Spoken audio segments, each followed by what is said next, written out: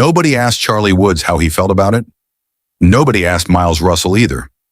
Two of the most competitive junior golfers in America, two kids who have spent the last 2 years trying to get inside each other's heads on every course they have shared, are about to walk into the same locker room, use the same practice facility, sit in the same team meetings, travel to the same tournaments wearing the same colors. And the people who made that decision did it like it was a scheduling choice, like it was nothing. Look, I spent 12 years inside professional golf administration. I have watched institutions make decisions that affected real human beings and then act surprised when those decisions created consequences nobody planned for. What FSU has done here is not necessarily wrong, but it is not nothing either. Because here is what I know about elite competitors at this level.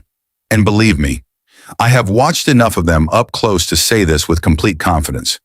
When two athletes of this caliber share a space, a real space, a daily space, there is no escaping each other's space, one of two things happens. They make each other better, or they make each other worse. And right now, nobody knows which one this is going to be. But before I tell you what I think, you need to understand what these two young men are actually walking into.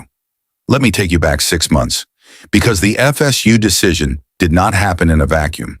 And if you treat it like it did, if you look at this story as simply two talented kids ending up at the same school, you are missing everything that makes this situation as complicated as it actually is.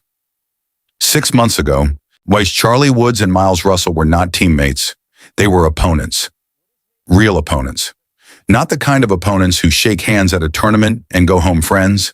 The kind of opponents who study each other, who track each other's results at 3 a.m, who have coaches specifically analyzing the other person's weaknesses because that information has direct competitive value. Sources close to both camps told me that the level of preparation each side was putting into understanding the other had gone well beyond what is normal at the junior level. This was not two kids playing golf. This was a chess match being played across multiple tournaments simultaneously. And now, those same two kids are supposed to share a practice range. Here is the thing I keep coming back to. And honestly, this is the part that most people covering this story are completely glossing over. Competition at this level is not just physical, it is psychological. And the psychological architecture that elite competitors build around themselves. The mental walls, the routines, the carefully constructed sense of identity that separates them from everyone else on the course, that architecture depends on distance. It depends on the opponent staying over there, across the fairway, across the leaderboard, across the country if necessary, not in the next locker, not at the same breakfast table, not asking you to pass the salt. And here is what I found when I started asking questions about how this transition was actually being handled behind the scenes. The answer I kept getting back was not reassuring. Because according to people familiar with both situations, neither Charlie nor Miles was given a meaningful voice in this decision. It was made around them, not with them. And that, believe me, is exactly the kind of thing that turns a complicated situation into something much harder to manage. But wait, because what I found when I dug deeper into the specific dynamics between these two, it changes the framing of this entire story. Here is what most people do not understand about the Charlie Woods and Miles Russell dynamic. From the outside, it looks like a straightforward rivalry. Two talented kids, similar ages, similar ambitions. One has a famous name. One built everything without one. Clean narrative, easy to explain. But that framing misses the most important thing about what has been happening between these two for the last 2 years. This rivalry was never really about golf. It was about identity. Miles Russell built his entire competitive identity around one idea, that he did not need what Charlie had. That talent, real talent, earned talent, talent that had nothing to do with who your father was enough, more than enough. That the golf world would eventually have to confront the uncomfortable truth that the Woods name was not a substitute for the kind of work Miles had put in since he was old enough to grip a club. That was Miles's story, and for a while, that story was working. Charlie Woods, meanwhile, was carrying something completely different. Not the name exactly, something heavier than the name. The awareness that every shot he hit, every birdie, every par, Every missed cut was going to be measured against a standard that no 17-year-old should reasonably be expected to meet. His father's standard. And here is what sources who have watched both of them closely over the last 2 years told me. The rivalry between Charlie and Miles was never casual. It was never the kind of competitive respect that most junior golfers develop for their peers. It was something more personal than that, more loaded, because Miles needed Charlie to be beatable, and Charlie needed Miles to be worthy. Those are not the same thing. And for 2 years, on courses across the country, that tension played out in ways that went well beyond scoreboards and rankings. There was the tournament in January where Charlie birdied the final 3 holes to finish 1 shot ahead of Miles. Sources inside the ropes that day said Miles did not speak to his caddy for 40 minutes after the round. Not because he was being dramatic, because he was processing something that went deeper than a 1-shot loss. There was the practice session, and this detail has not been widely reported, where both of them ended up at the same facility on the same afternoon by coincidence.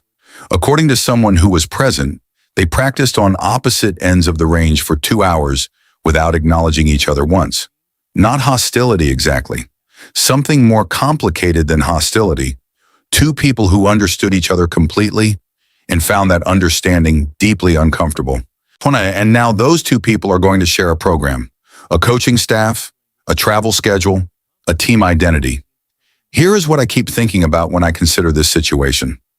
FSU made this decision based on talent, based on what these 2 kids can do individually, based on rankings and ball speeds and tournament results, and all the measurable things that college programs use to evaluate prospects. What they may not have fully accounted for, and I say this as someone who has watched institutions make this exact mistake before, is the unmeasurable thing. The psychological cost of asking 2 elite competitors to stop being opponents and start being teammates before either of them has processed what that actually means. Because here is the truth about elite competition that nobody in athletic administration ever wants to say out loud. As some rivalries are not meant to be resolved, some rivalries are meant to be the fuel. And when you remove the distance that makes that fuel work, you better know exactly what you are doing. So here is what is actually happening inside that program right now. And I want to be precise about this, because what I am about to tell you is not speculation. It is not hot take analysis from someone watching from the outside. It comes from conversations with people who have direct knowledge of how this situation is developing on the ground. The first thing you need to understand is that Charlie and Miles have not been in the same physical space consistently yet. The transition is still in early stages. But here is what sources familiar with the situation inside FSU's program told me. The coaching staff is already managing them differently. Not dramatically differently, not in a way that would be visible to anyone watching from the outside, but differently enough that people paying close attention have noticed.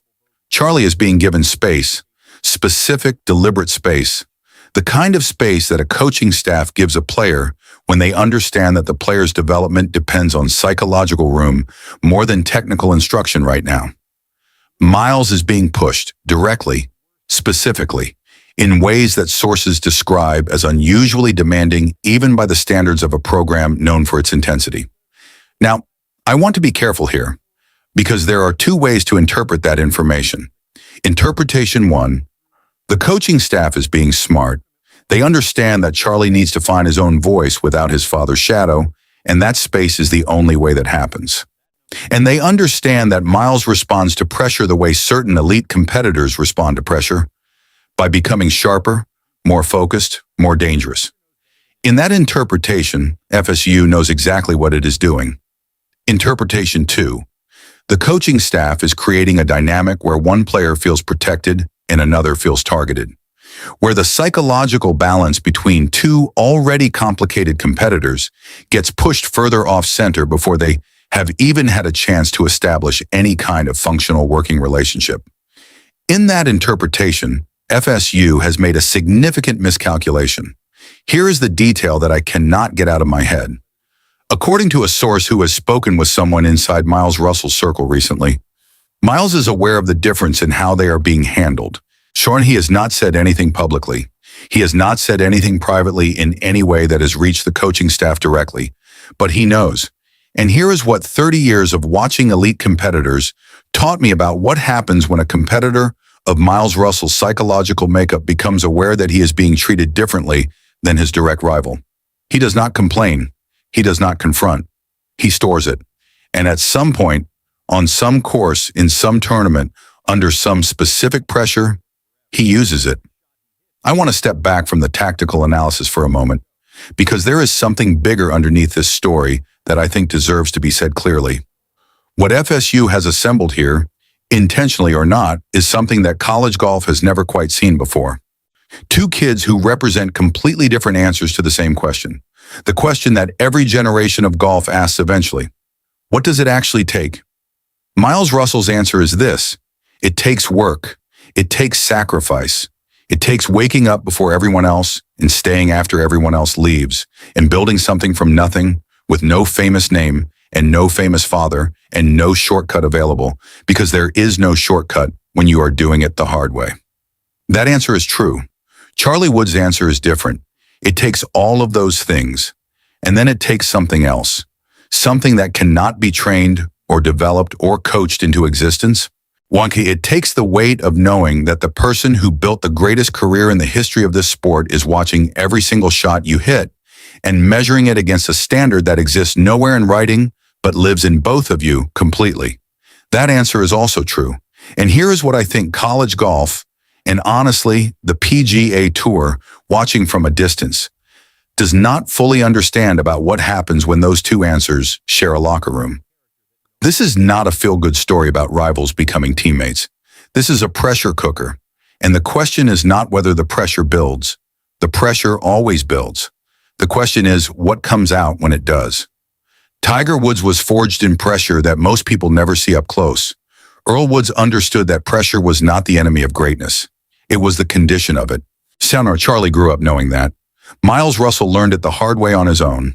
And somewhere inside an FSU locker room, two kids who carry those two completely different educations are about to find out what happens when the pressure they have always used against each other has nowhere left to go, except inward or upward. So here is my honest assessment. FSU made a decision based on talent, and talent, in isolation, is the wrong variable. The right variable is chemistry, and chemistry at this level is not something you can evaluate on a spreadsheet or predict from a rankings list or manufacture by putting two exceptional competitors in the same zip code and hoping for the best. I have watched institutions make this mistake before. I have watched them make it with players who had less invested in their rivalry than these two do. It does not always end badly, but it never ends simply. What happens inside that locker room over the next 12 months will tell you more about both of these young men than any tournament result ever could. Because golf courses show you what a player can do. Locker rooms show you who they actually are. Now I want to hear from you. Is this the smartest move FSU could have made? Putting two of the most talented junior golfers in America under the same roof and letting the competition make them both better? Or did they just light a fuse without knowing how long it is? Drop your answer below. Every single comment gets read, and stay close, because what happened the first time Charlie and Miles walked into that facility together? The first real moment, the first real conversation. I have been told what happened. And I will tell you next time,